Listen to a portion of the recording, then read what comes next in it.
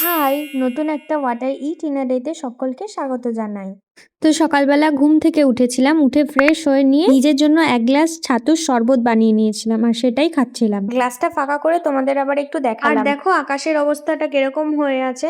একদিকে আছে রোদ আর একদিকে আছে মেঘ। তারপর ব্যালকনিতে গিয়ে দেখি আমার হাজবেন্ড দাঁড়িয়ে আছে, কিছু জিনিসপত্র আমরা অর্ডার করেছিলাম সেটাই রিসিভ করার জন্য। আর আজকের লাঞ্চের ছিল সিম্পল একটা খিচুড়ি, অনেক রকম সবজি দিয়ে আর ২-৩ রকমের ডাল দিয়ে এই খিচুড়িটা বানানো হয়েছিল।